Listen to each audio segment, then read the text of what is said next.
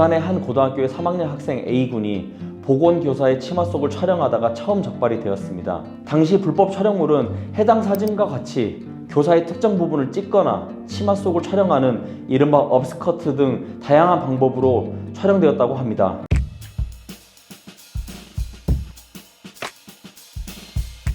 안녕하세요. 법무법인 일로 공무원센터 총괄변호사 오종훈 변호사입니다.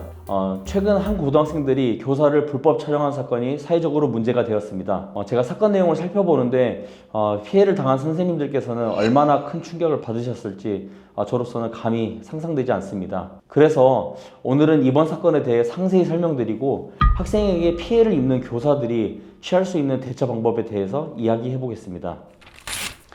사건은 지난해 11월 우연하게 드러나게 되었다고 하는데요. 부산의 한 고등학교의 3학년 학생 A군이 보건교사의 치마 속을 촬영하다가 처음 적발이 되었습니다. 이에 학교 조사 결과 가해자는 A군 외에 B군, C군이 더 있었으며 약 11개월에 걸쳐 다수의 여교사들을 상대로 불법 촬영을 자행하였습니다. 또한 불법 촬영한 사진과 영상들을 다른 일반 친구들에게도 공유한 것으로 전해졌습니다. 특히 이 가해 학생들이 불법 촬영한 행위만 60회 이상, 그리고 또 불법 촬영물은 300건이 넘는다고 하던데요. 이들은 불법 촬영을 위해 한 사람은 교사의 시선을 끌고 한 사람은 핸드폰을 들고 촬영하는 등 조직적으로 매우 악질적으로 범행을 저질렀다고 합니다. 당시 불법 촬영물은 해당 사진과 같이 교사의 특정 부분을 찍거나 치마 속을 촬영하는 이른바 업스커트 등 다양한 방법으로 촬영되었다고 합니다.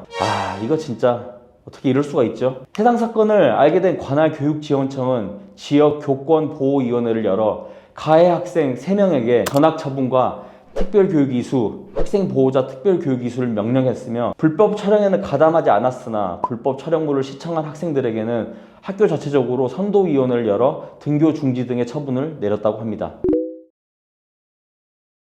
사실 참 선생님이란 직업은 아이들을 사랑하는 마음 없이는 오래 지속할 수 없다고 생각이 드는데요. 그런데 우발적인 범죄도 아니고 1년간 그리고 수십 차례에 걸쳐 조직적으로 범행을 저질렀다는 사실을 알게 된 선생님들의 정신적 고통이 정말 클 것 같습니다. 그렇다면 이런 피해를 입은 교사 선생님들은 어떤 방법으로 대응할 수 있을까요? 크게 형사처벌, 민사소송, 교권보호위원회를 통해 대처할 수 있습니다.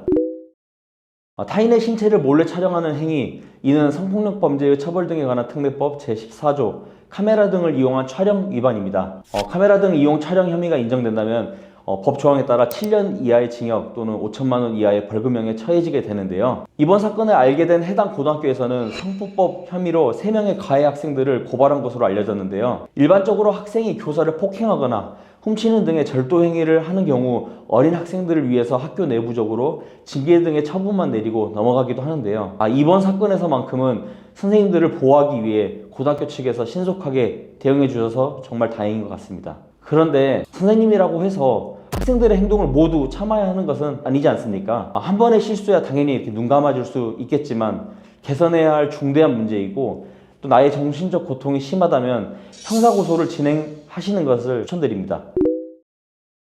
형사처벌과 별개로 민사소송을 통해 정신적 피해에 대해 손해배상을 청구할 수 있습니다. 미성년자에게는 소송 능력도 없고 무엇보다도 돈이 없기 때문에 손해배상을 받을 수 없다고 생각하시는데 방법이 없진 않습니다. 부모는 미성년자가 올바르게 성장하도록 감독하고 교육할 의무가 있죠. 그런데 이 의무를 위반하여 자녀가 불법행위를 하였다면 부모 또는 불법행위에 대한 손해배상 책임이 발생합니다. 즉 부모에게도 공동의 책임이 생기는 것이죠. 따라서 미성년자 부모를 상대로 민사소송을 제기하여 판결을 받으시면 됩니다. 선생님들께서는 학생을 형사고소해서 어떠한 처벌을 받게 하는 것에 대해서 또 많은 걱정을 하시는 경우가 있습니다. 그래서 고소를 피하시기도 하는데요. 민사소송은 형사고소와는 무관하게 진행하실 수 있고 사건이 있은지, 그러니까 불법행위 시일을 기준으로 3년 안에만 진행하시면 됩니다. 처음에는 형사고소나 민사소송을 포기했더라도 자신의 피해가 극심하다면 3년 안에 소송을 제기하시길 바랍니다.